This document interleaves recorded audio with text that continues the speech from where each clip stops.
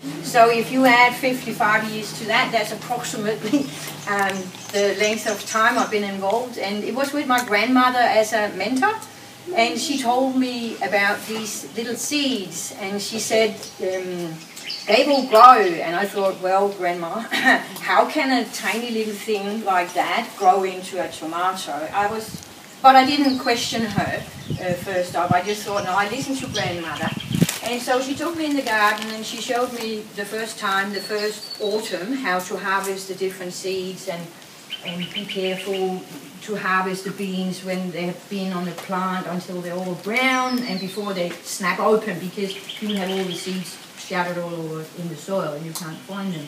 So she was a very great inspiration, and she catalogued all her seeds. So she really used all her old envelopes, and she'll write little stories, because there's a story that goes with every seed.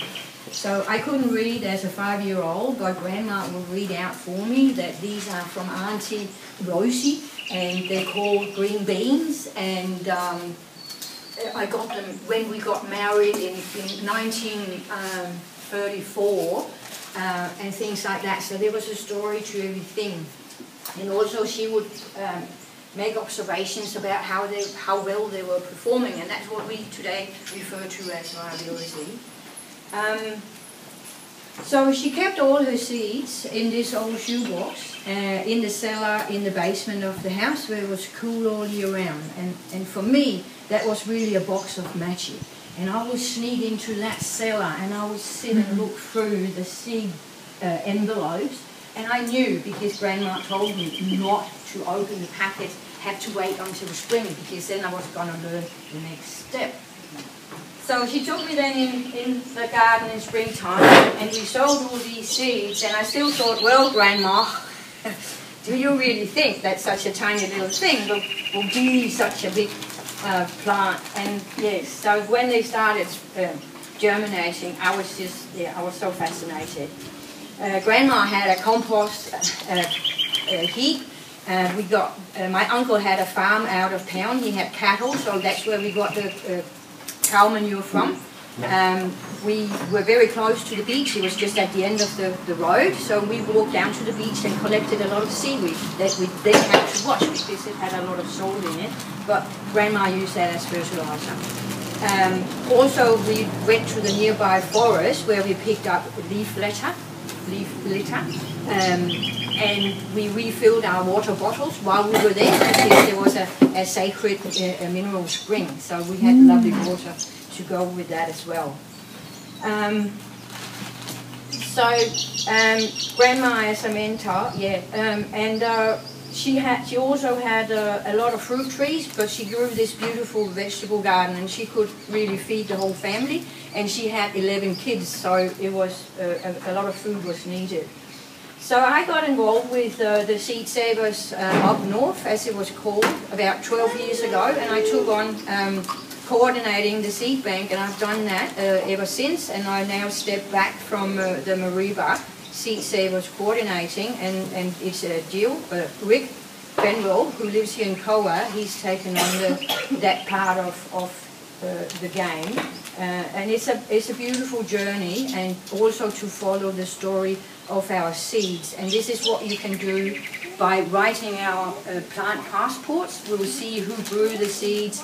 And if you say that the reason why we also have a bank is that, say that you lose some seeds in your garden, then you can always come back to the bank and see, have we still got some seeds? Because we can get flooded, we can have bushfires, and we can have any sort of things happening. Tassali can have rain, then drizzle, together with Milla who's got more rain and more drizzle.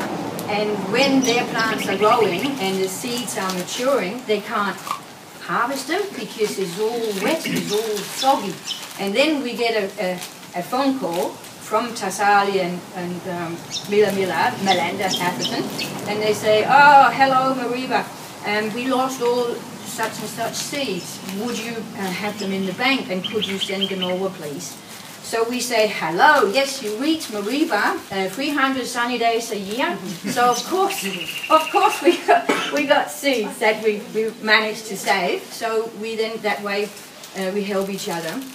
It's also very important to bring the seeds out where they're needed. So, say that when Kuranda started with the seed saving, Mariba donated a fair few seeds just to get started, because it takes a little while in the beginning. You think, oh, we only got 2 different seeds, now who's going to take what on? So with us helping each other that way is encouraging people to, oh, look, we got 40 seeds, yippee! And then it just goes from there. We have just started a very new seed-saving group or bank. It's for the biodynamics up here. So those seeds are grown using the biodynamic principles. So these seeds will be a bit different to the ordinary organic open pollinated seeds.